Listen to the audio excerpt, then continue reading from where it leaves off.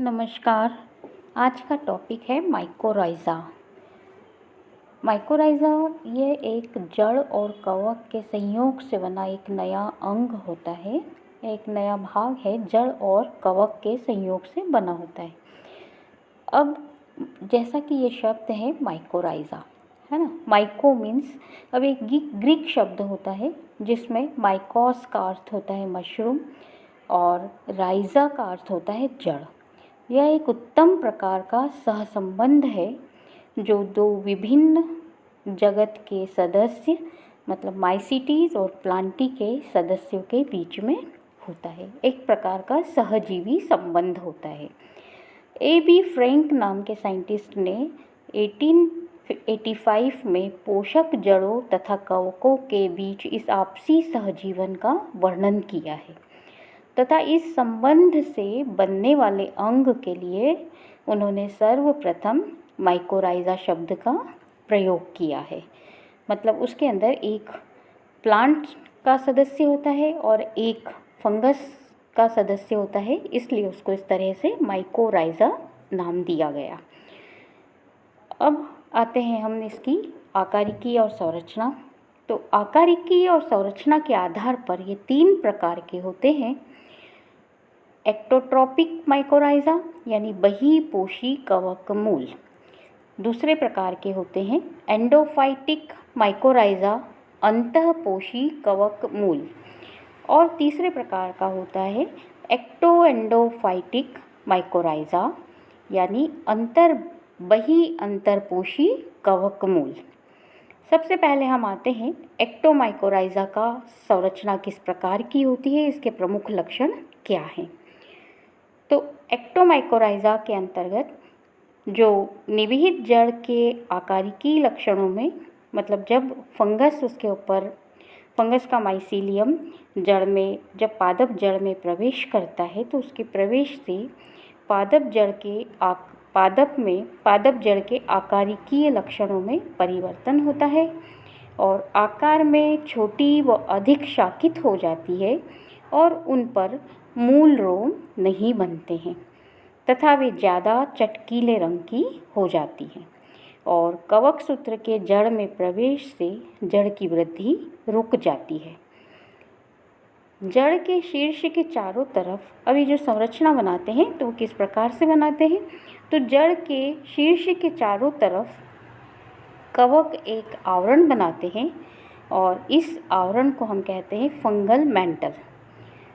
पोषक की जड़ों के कोर्टेक्स में ये कवक, मतलब जिस प्लांट में ये कवक संक्रमण करते हैं उस प्लांट की जड़ के कोर्टेक्स में ये कवक हाइफी अंतरकोशिकीय जाल बनाते हैं जिसका कार्य पोषण को आदान प्रदान करना होता है, जिसे हम हेरिटेज हैट कहते हैं।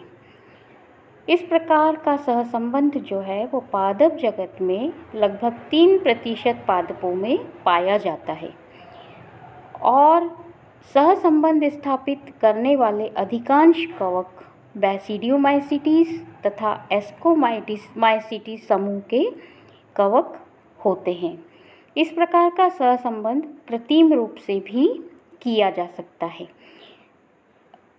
ऐसा देखा गया है प्रयोगों के द्वारा कि जब फंगल माइसीलियम उस पादप की जड़ को संक्रमित करता है तब उस पादप की वृद्धि अधिक तेज़ी से होने लगती है।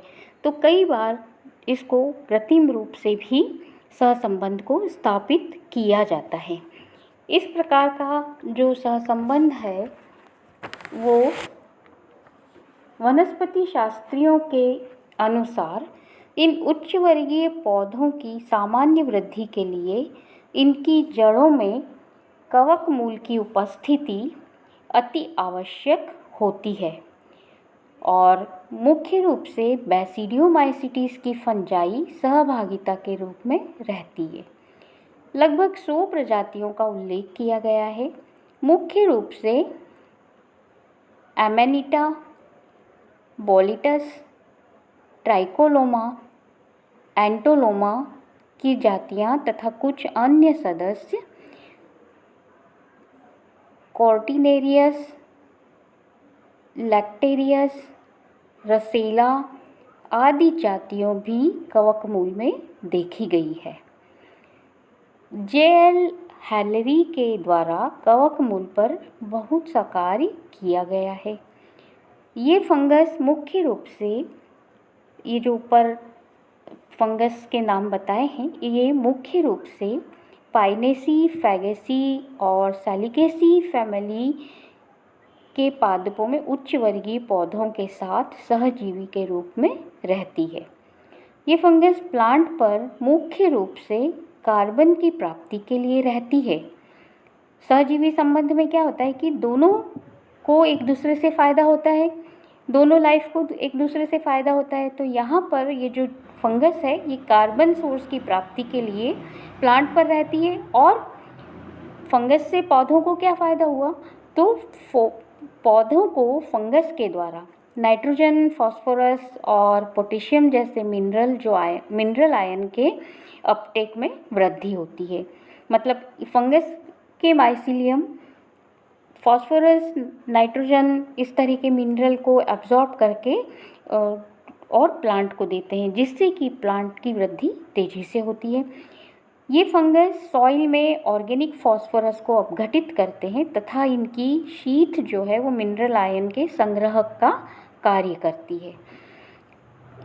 और इन फंगस के द्वारा पौधों को फास्फोरस मिलता है, जो कि पौधे स्वयं मिट्टी से ग्रहण नहीं कर सकते, क्योंकि फास्फोरस जो है वो मिट्टी की गहरी परतों में पाया जाता है, काफ़ी गहराई में पाया जाता है, जहाँ तक पादपों की जड़ें नहीं पहुँच पाती है, जिसके कारण से फास्फोरस प्लांट मिट्टी से नहीं ले पाता है। तो वो काम यहाँ पर ये फंगस करती है। तो ये फंगल माइसीलियम बहुत गहराई तक जाकर भी फास्फोरस को एब्जॉर्ब करते हैं और प्लांट को देते हैं। इसके बाद आते हैं हम, ये जो एक्टोमाइकोराइज़ा है, ये चित्र में आप देख सकते हैं कि इस एक्टोमाइकोराइज़ा के संक्रमण से ये जो रूट हेयर्स हैं इनकी वृद्धि रुक जाती है, ये यहाँ पर।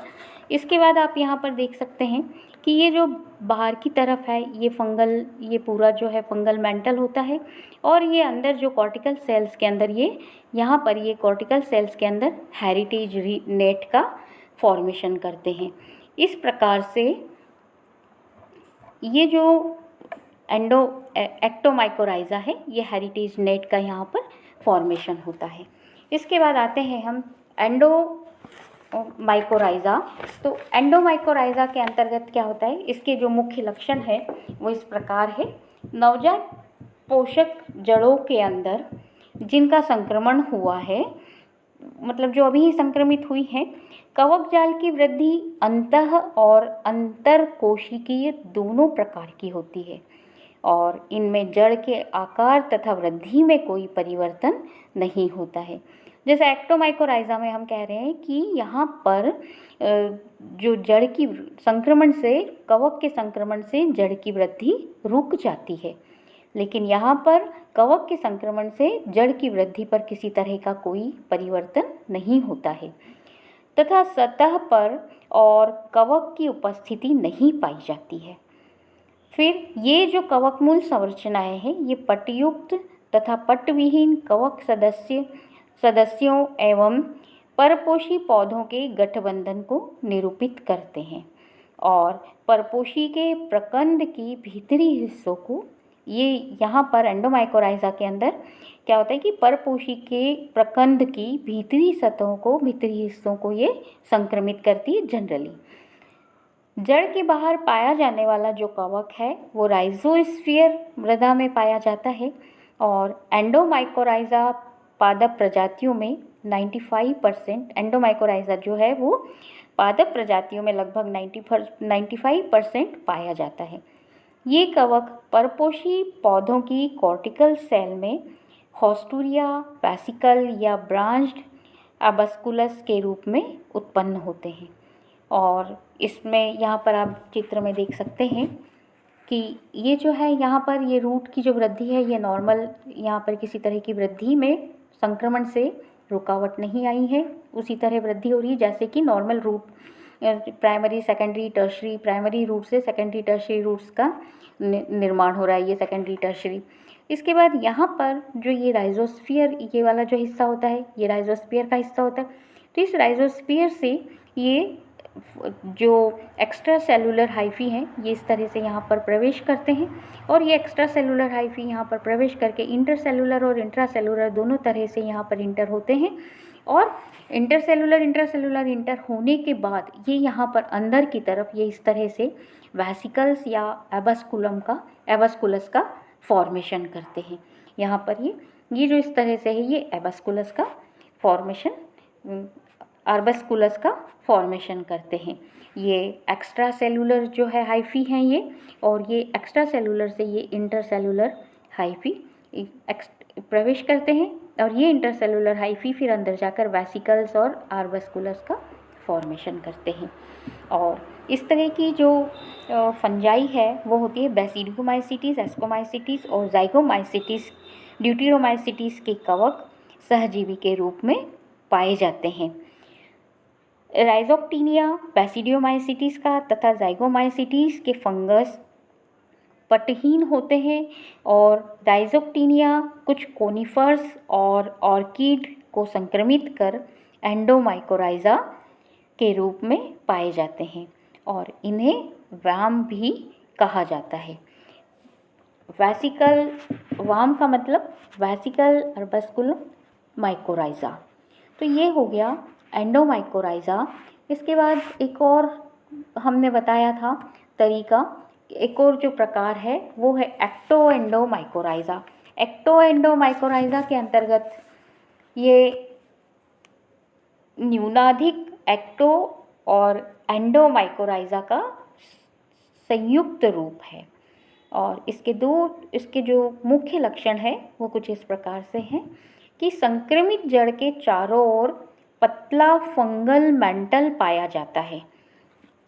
यहाँ पर आप इस डायग्राम में देख सकते हैं कि ये संक्रमित जड़ का एक हिस्सा है, और ये जो संक्रमित जड़ है इसके बाहर की तरफ, ये बाहर की जो बाउंड्री है, यहाँ पर पतला फंगल मेंटल पाया जाता है, और अंतर कोशिकीय एक जाल कोर्टेक्स में पाया जाता है। मतलब इंट्रासेलुलर जो है फंगल हाइफी, यहाँ पर आप कॉर्टिकल रीजन में, ये यहाँ पर हम बता रहे हैं कॉर्टिकल रीजन में, ये जो इंट्रासेलुलर हाइफी है ये यहाँ पर हॉस्टोरिया के रूप में, या intercellular hyphae page like haustoria का निर्माण करती है। ये इस तरह से कुछ गोल सा फूला हुआ वेसिकल टाइप संरचना होती है, तो पेज लाइक हॉस्टोरिया का निर्माण करते हैं। और बाहरी भाग में ये यहाँ पर कॉर्टिकल हिस्से का ये जो बाहरी भाग है, यहाँ पर ये हेरिटेज नेट का फॉर्मेशन करते हैं। तो इस संबंध में पाए जाने वाले अधिकांश कवक जो हैं वो बेसिडियोमाइसीटीज के होते हैं, और कभी कभी ड्यूटेरोमाइसीटीज के वर्ग के कवक भी पाए गए हैं। एक्टोएंडोमाइकोराइजा के प्रमुख दो प्रकार होते हैं, आर्ब्यूटाइट और मोनोट्रोपाइड। आर्ब्यूटाइट प्रकार के जो है वो एरिकेसी फैमिली के अंतर्गत एरिकेसी पायरोलेसी, और मोनोट्रोपाइड जो है वो मोनोट्रापा के अंतर्गत पाए जाते हैं। तो ये तो हो गया इनका स्ट्रक्चर, संरचना किस प्रकार पाई जाती है। इसके बाद जो है वो वाम का जो कॉलोनाइजेशन है उसका अध्ययन करना है। तो वाम जो होता है वो वेसिकुलर आर्बस्कुलर माइकोराइजा कहा जाता है इसको, और एंजियोस्पर्मिक पादपों में ये मुख्य रूप से कुछ कॉनिफर्स में और एंजियोस्पर्मिक पादपों में पाया जाता है। तो पौधों में लगभग 95% तक जो माइकोराइजा पाया जाता है वो एंडोमाइकोराइजा पाया जाता है। धन्यवाद।